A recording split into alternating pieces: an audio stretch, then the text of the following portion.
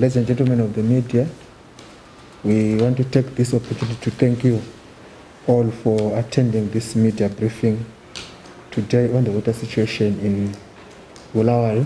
Like the town clerk has said, that it is important that we always touch base with the media to clarify certain areas where the media, as we know that your ambassadors are out there, so that issues that may appear to be contradictory can be clarified, so that we don't have problems.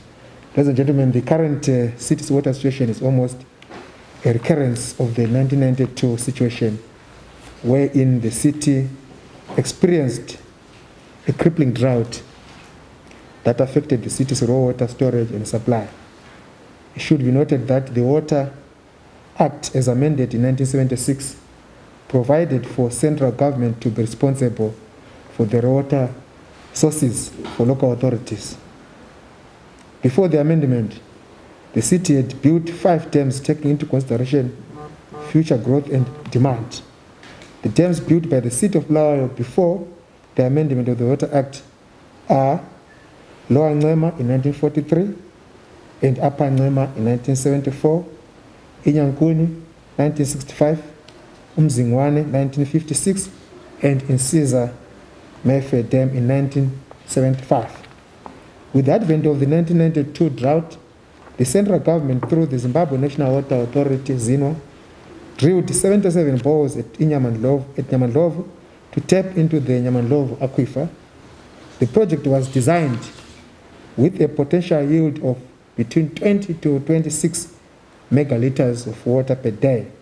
The initial phase was done and completed at the Rochester with a yield of 10 megaliters per day, and the additional yield of 10 megaliters per day was to come from the Epping Forest project. Further to the Nyamandlovu aquifer, ZINWA constructed the Mchabezi Dam from 1994 to 1997, with pipeline from the Mchabezi Dam to Mzingwane being commissioned in 2013. Mchabezi Dam was designed to supply 20 to 25 megaliters of water per day to the city. The pipeline is currently delivering an average of 16 megaliters of water per day due to the change of scope of implementation, where 2 by 400 millimeter diameter pipes were installed as opposed to the required 750 millimeter diameter pipes as per design, hence the need for the upgrade of the existing pipeline. The current water situation. Due to the climate change that the city has been facing, the dams in the last 3 years, that is from 2018 to 2020, have received low inflows, thus resulting on the depletion storage to 28.42% as at 4th June 2020. With 3 dams having been decommissioned, the city is currently left with 3 operational dams. Due to the predictions of another poor rainfall season, the city in November 2019 alerted central government of the potential water crisis and continued to do so as the storage in the dams deteriorated. During the month of May 2020, the city further pursued its appeal for Bulawayo to be declared a water shortage area and submitted an urgent request for the implementation of the following projects. Number 1, rehabilitation of Nyamandlovu, at that time delivering 3 megaliters of water per day against its potential 10 megaliters per day. Number 2, completion of the Epping Forest, of which project the city partially funded at United States 4.4 million, which should bring an additional 10 megaliters of water per day to the city. Number 3, increasing of the Mchabezi abstraction from the current 15 megaliters of water per day to 25 megaliters of water per day to bring an additional supply of 8 to 10 megaliters of water per day. These short-term interventions are projects that have remained outstanding since their inception and are the responsibility of Zino, who are tasked by law to provide raw water to the city. For the short term to medium term, the following projects were proposed. Number 1, Kami water recycling with a potential yield of 12 megaliters of water per day. Number 2, extension of the Nyamandovu aquifer northwards to sawmills with a potential of 20 megaliters of water per day. Number 3, the duplication of the Insiza Mefi pipeline with a potential of an additional 16 megaliters of water per day. After submissions on these projects, government engaged a consulting engineer to assess Bulawayo's urgent water needs, and they came up with the following recommendations. Number 1, Nyamandovu rehabilitation to increase abstraction from an average of 3 megaliters of water per day to 10 megaliters of water per day, and the Epping Forest completion to bring an additional 10 megaliters of water per day. Number 2, the operating Inyangkuni Dam with all 3 pumps on duty to increase output from 18 to 41 megaliters of water per day. Number 3, to increase abstraction from Insiza Dam from 22 megaliters of water per day to 51 megaliters of water per day. Number 4, increase delivery of Mchabez from 16 megaliters of water per day to 36 megaliters of water per day through the additional of online boosters.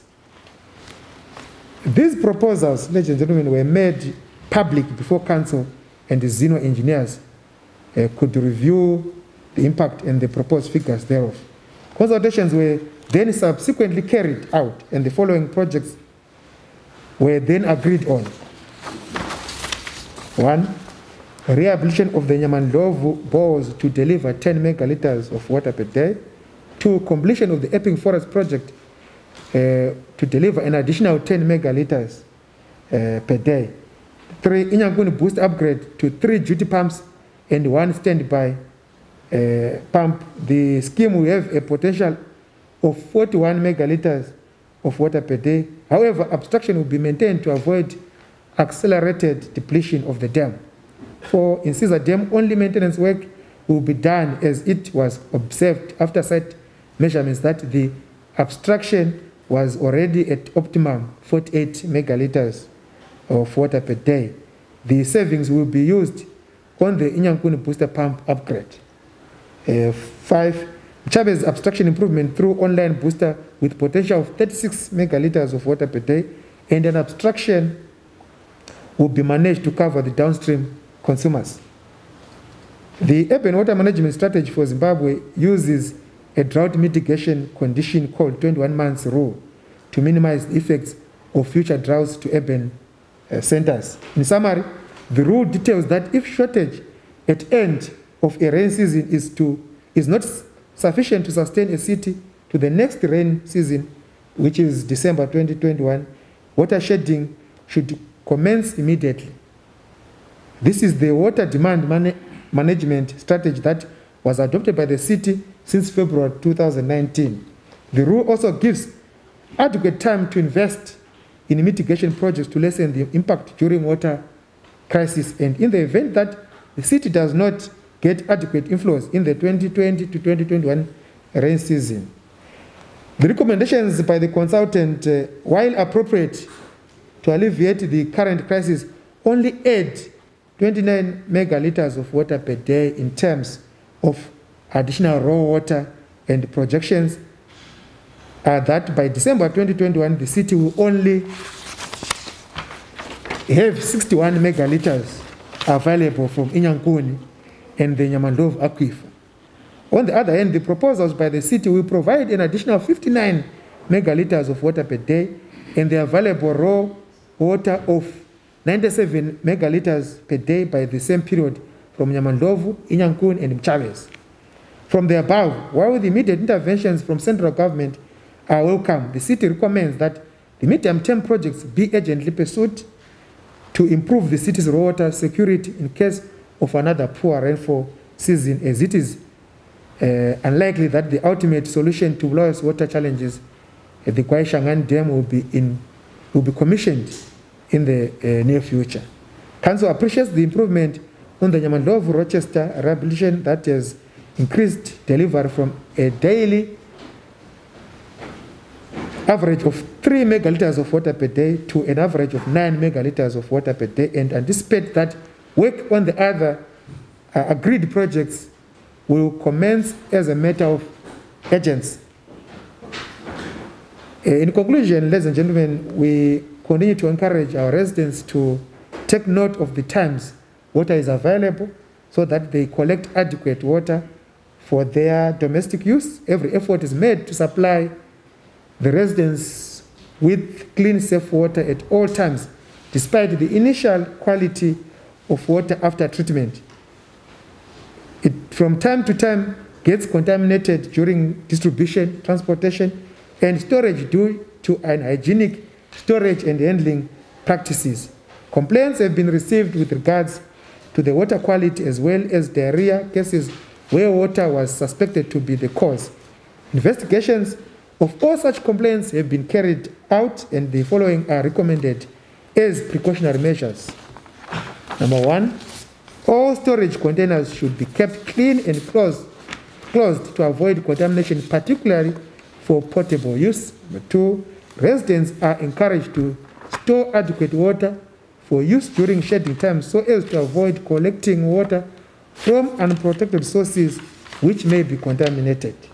3, residents are encouraged to make use of containers with narrow openings for filling and dispensing water.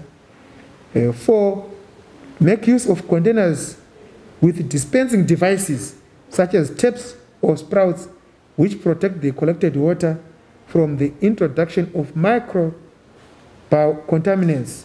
5, drinking water should be treated before consumption by boiling. Ladies and gentlemen, this is what we had for you today.